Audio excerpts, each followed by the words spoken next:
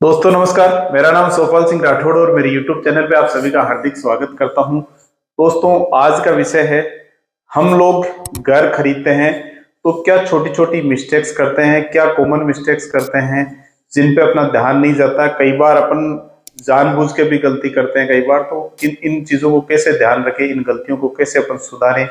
कई अनुभवी लोग हो सकते हैं जिन्होंने लिया, वो भी कई बार गलती करते हैं। कई लोग जो पहला घर खरीद रहे हैं, फर्स्ट होम बायर्स है, वो भी ये गलती कर सकते हैं। तो सबसे पहला यदि पॉइंट की बात करें तो वो आता है डर। हर आदमी के अंदर एक मकान खरीदने का डर रहता है। डर का मतलब हो गया कि कई बार बाजार के अंदर कुछ ऑफर चलते हैं, या कई बार के प्रॉपर्टी महंगी तो नहीं हो जाएगी, और कुछ सामाजिक प्रतिष्ठा बना लेते हैं कि समाज में मेरा खुद का घर नहीं है तो मेरी प्रतिष्ठा दांव पे लगती है। तो इन चीजों का ध्यान रखते हैं या इन चीजों का डर रहता है, उसकी वजह से कई बार प्रॉपर्टी खरीदते टाइम गलती करते हैं लोग, छोटी छोटी मिस्टेक्स करते हैं। उसको अपने को ध्यान में रखना चाहिए। सामाजिक प्रतिष्ठा अपनी जगह है, घर अपने को खरीदना है तो अपनी प्लानिंग के हिसाब से खरीदना चाहिए। सेकंड चीज जो आता है वो आता है स्टेटस।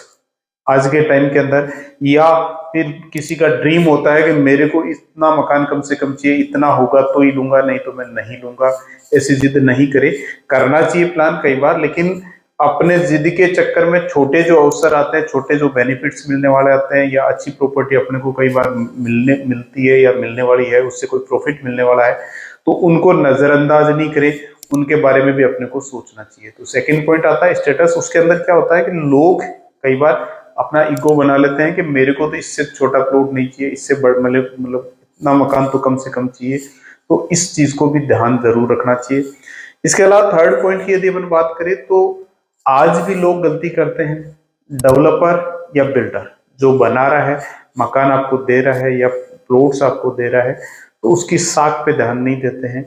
उसका कई बार एड देखते हैं, उनके टीम देखते हैं, उनके पास एजेंट्स बहुत ज्यादा है, या उसका एड बहुत ज्यादा आता है, या कई बार ऑफर आता है, बोले ये बहुत अच्छा ऑफर दे रहा है, ये बहुत बेनिफिट्स दे रहा है। तो उन चीजों को नजरअंदाज नहीं करें। बिल्डर डेवलपर की साख जरूर चेक करें। ये पॉइंट हम बहुत बेहद इंपॉर्टेंट है। क्या होता है कि अपन जब पैसा लगाते हैं तो अपने लाइफ का पूरा पैसा लगाते हैं।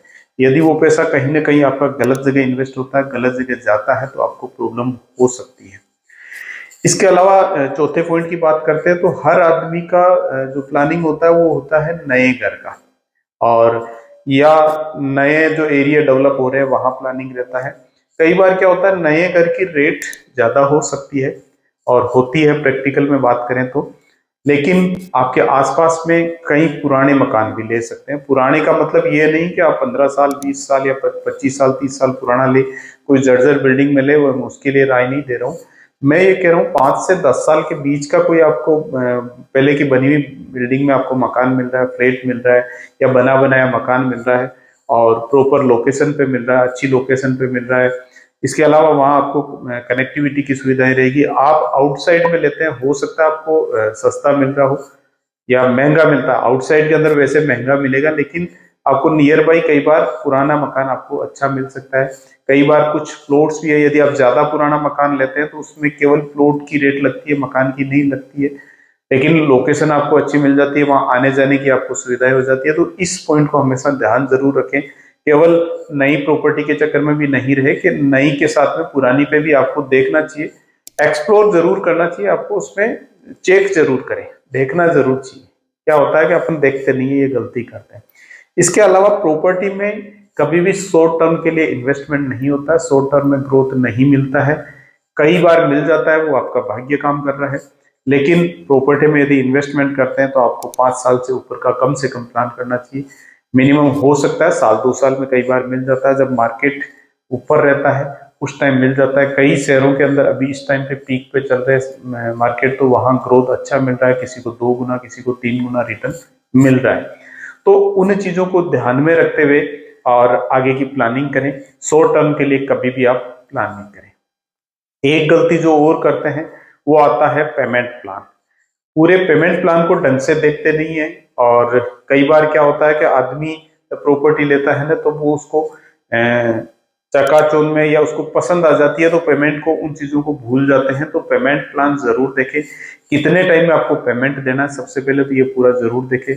इसके अलावा कितना कितना पेमेंट देना है वो भी आप चेक जरूर करें कि आपको बुकिंग अमाउंट कितना देना है, फिर बाकी का टाइमिंग कब रहेगा, पोजीशन कब है। कई बार क्या होता है, कुछ बिल्डर डेवलपर क्या होते हैं कि पोजीशन से पहले लगभग पेमेंट ले लेते हैं, फिर बाद में इश्यू हो जाता है। और कुछ प्रॉपर्टी जैसी होती है जिसके अंदर आज के टाइम में स्कैम भी होने लग गए हैं, तो स्कैम नए तरीके से और करने लग गए हैं लोग।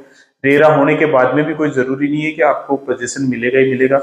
बिल्डर्स जो फ्लैट्स वगैरह के प्रोजेक्ट हैं उनमें अटक सकते हैं। रेरा के बाद में भी क्या होता है, रेरा कई बार कागजों में हेरा फेरी करके कुछ साठ काट करके रेरा लिया जा सकता है।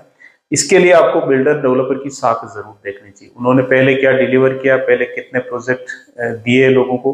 फिर क्या होता है कि पैसा आप जो दिया है वो वापस निकालना आसान नहीं होता है। कई बार पूरा साइज जो अपन देते हैं, जो बुकिंग अमाउंट देते हैं, वो पूरा का पूरा चला जाता है, साई पेटे चला जाता है, वो आता नहीं है, तो आपको प्रॉब्लम होती है।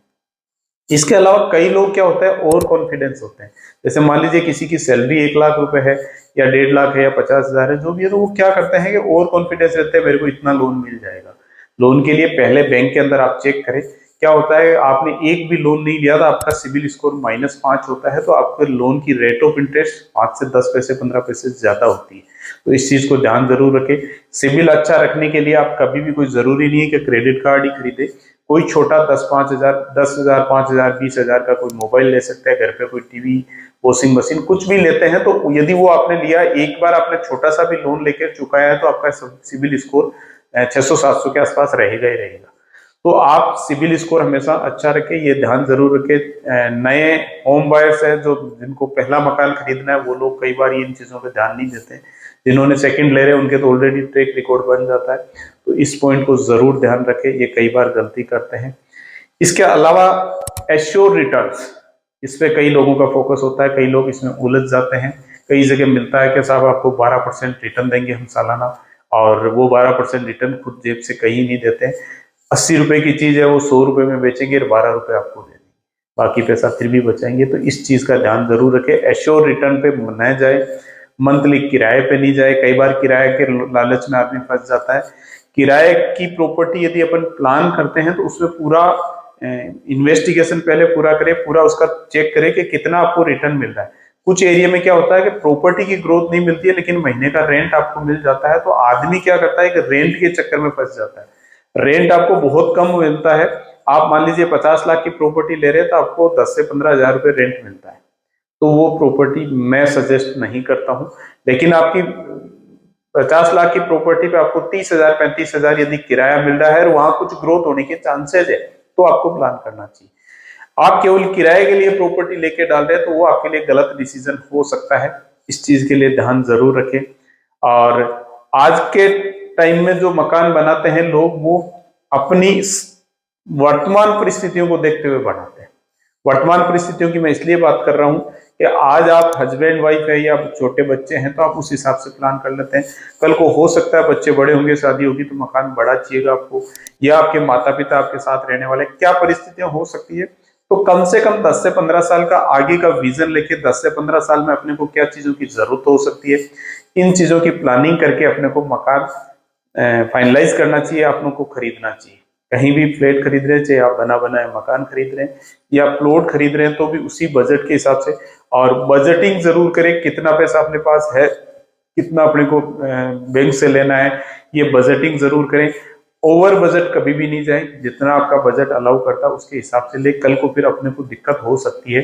तो इन सभी 8 से 9 पॉइंट है, इन पे आपको ध्यान जरूर रखना चाहिए। हो सकता है कुछ पॉइंट मेरे पहले वीडियो में हो सकते हैं, लेकिन ये आपके कहीं ना कहीं काम में आएंगे। आप प्रॉपर्टी फाइनलाइज कर रहे हैं तो आपको इन पॉइंट्स को ध्यान रखना चाहिए।